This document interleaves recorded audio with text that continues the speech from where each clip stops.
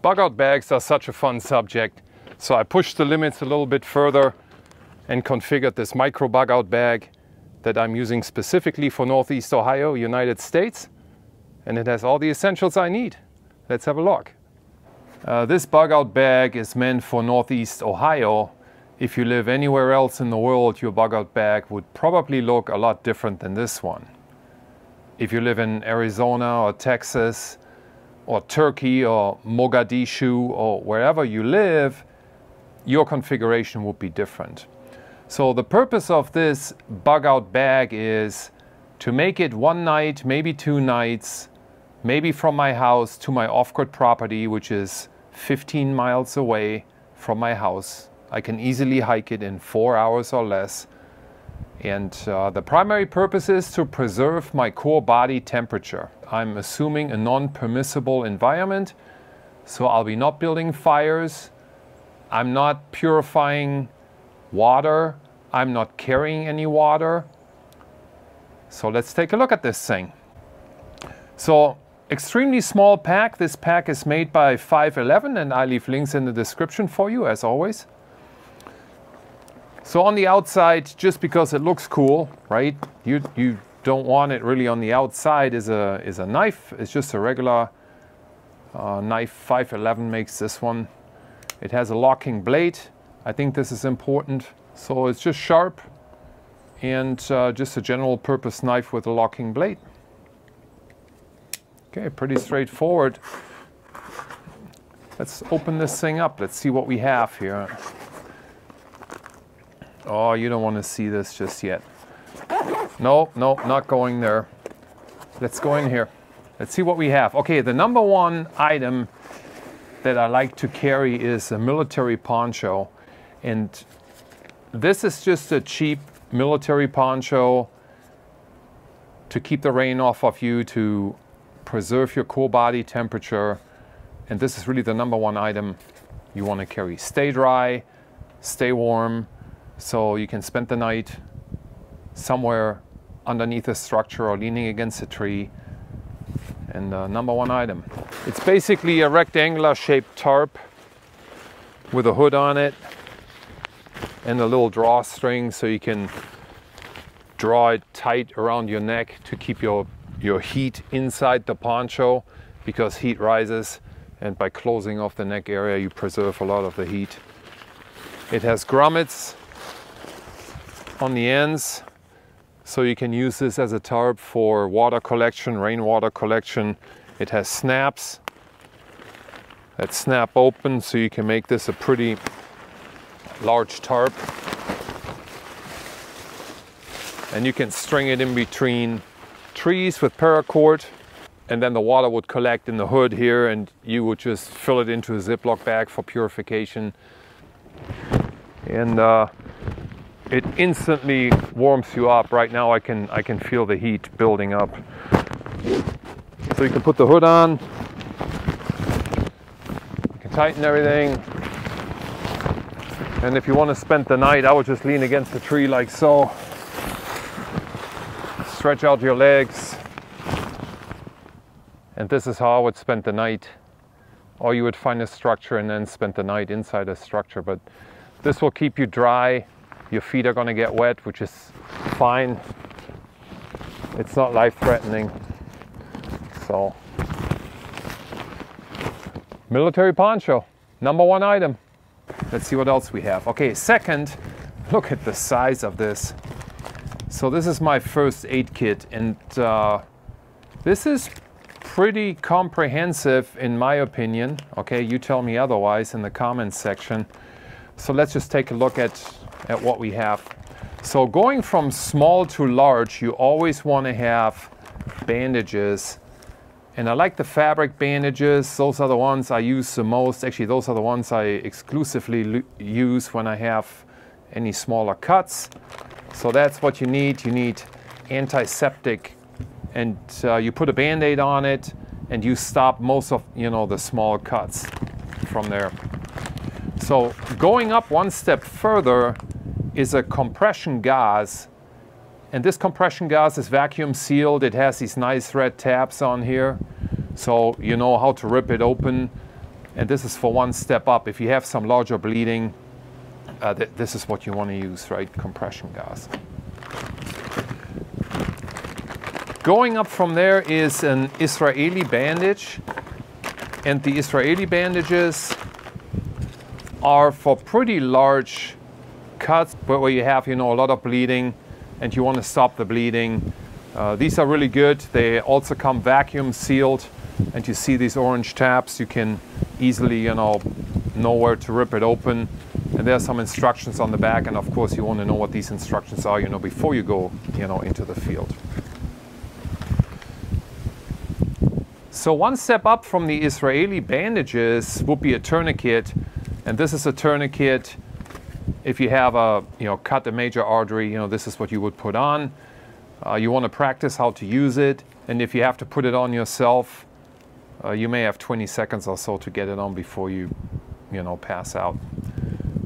This, I would consider the tourniquet optional. You may not need it, but I have it here in my first aid kit. The last item in my first aid kit is an emergency thermal blanket, and these blankets are very inexpensive. They are good to have. They are sealed in a Ziploc bag, and they come in all kinds of different colors. Mine just happens to be orange. They come in camouflage. They come in green, and it's a fancy piece of aluminum foil, right, that reflects body heat onto you. So I would put this underneath my poncho if I needed to preserve body heat, and put this emergency thermal blanket on, put my poncho on top of it, to preserve my body heat. These are great. These compression gauzes are really good. These are very inexpensive, and one size up from bandages and electrical tape. This is what you want to use. Links are in the description. So the other thing I have is, well, silica gel to keep everything dry. I think that's kind of important to keep that in your pack. I have a little bit of paracord. Paracord is good. My military poncho has grommets on the outside, so you could potentially use this to collect rainwater for drinking water. So it has grommets on the four ends, and you can string it, around trees or structure or something, and you can collect rainwater for purification to make drinking water. This is my water bottle, okay? Again, I live in Northeast Ohio. I do not need to carry a water bottle. This is just a Ziploc bag. For extended periods outside, and if you need to cover significant distances, I would hydrate in the morning and I would hydrate in the afternoon. And this is a 1 gallon Ziploc bag. And I would purify water using iodine tablets or chlorine or that kind of stuff. The pool spa chlorine granulates, you can use those, right? But I do not carry a water bottle. In my area, it's unnecessary. I don't need it. In your area, you might as well need it if you live further south or in really dry climates. So just a Ziploc bag for purifying water for hydration. Let's see. What's the fun stuff in here? Yeah, a couple of medical items. This is Imodium. So for diarrhea, right? You want to have this on you at all times when you travel. And not quite sure what this is. Oh, this is my federal firearm license, so I don't need that. Let's see what else I have. Oh, trip alarms. Oh, these are fun. So these trip alarms come in handy if you want to set up a perimeter. Let's say you want to sleep somewhere, either out on the open. I would probably pick a structure like a barn or maybe a bridge, an overpass, these type of things, and you just crawl up under the structure in your poncho. And you may want to set up a perimeter to see if anybody is approaching. So you can set these up, just use the paracord as a tripwire, right? Or you can set up these trip alarms at a gate or any number of scenarios, okay? So you put a shotgun primer into the bottom here, and then you can screw this into a wooden post. And this is just a double security, so you pull one of them out and then you just attach the paracord to the other safety pin. And if somebody approaches you or trips over the wire, it pulls the pin, sets off the shotgun primer and alerts you, you know, to their presence. So that's one. It's kind of fun. Here's another version of the trip alarm.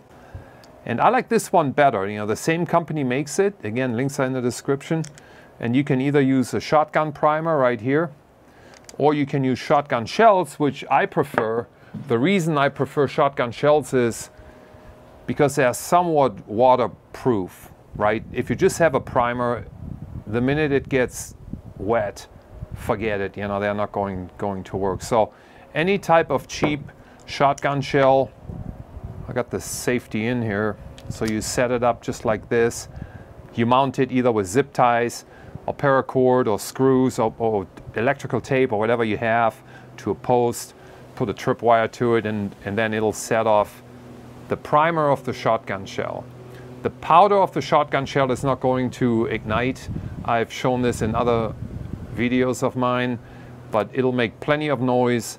And so the cheapest shotgun shells are best. I just use birdshot. You know, you don't need anything more substantial than this because the pressure is not high enough to ignite the powder, so only the primer of the shotgun shell will explode. So perimeter alarms, they're good to have. Let's see, what else do we have? Oh, most important, I think that's one of the most important items. You want to have cash. You want to have a fistful of $20 bills because it turns non-cab drivers into cab drivers. It gets you medical attention. It gets you drinking water in case you need to knock on somebody's door and it's like, hey, can I use your outside faucet kind of deal. And just a fistful of 20s, that's really peace of mind, and that's really what you need out here. Oh, of course, this is what you guys have been waiting for. A firearm. Since we live in the United States of America, you got to carry a firearm, right? So this is a North American Arms folding revolver. And this is a 22 Magnum or 22 long rifle. So let me show you how this goes. So right now it's in the safe position. It's in between two rounds. Everything is always loaded in my case. Hammer goes to the first click, okay? And then you pull this pin out and then the whole cylinder drops out. And you have 5 rounds of 22 Magnum shells. These happen to be rifle loads. You could optimize them for pistol loads. But you have 5 rounds, rimfire, and they will definitely ruin your day. So that's what I carry in my micro bug out bag. And of course you could carry larger guns, but what's the point? In my case, I wanted to push the limits a little bit. So I wanted to be as small and compact as feasible.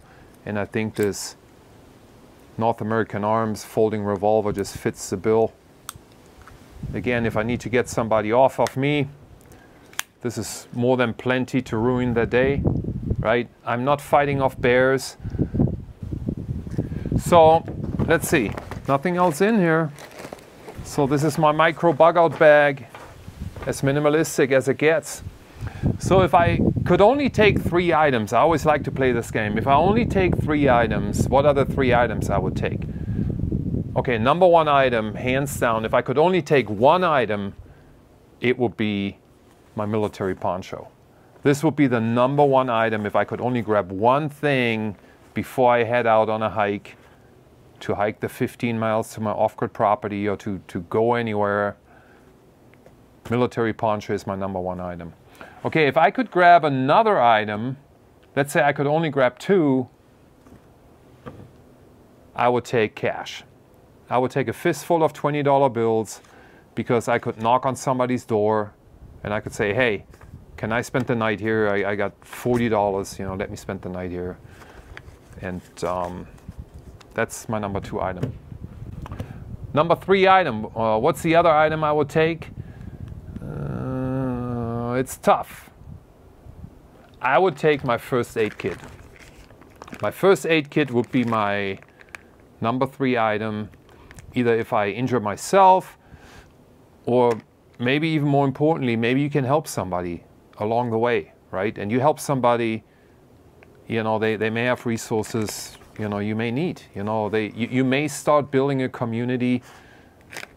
You may just found a new friend who you can team up with, and out of sudden, you know, you're not on your own. You maybe have 2 or 3 people because you helped somebody with a medical kit. So that's about it. All right, leave comments down below. I would love to hear what you have to say about this. Again, I'm pushing the limits here, guys, so hopefully we get some good dialogue going. And that's all I have for you today, and I see you guys on the next one.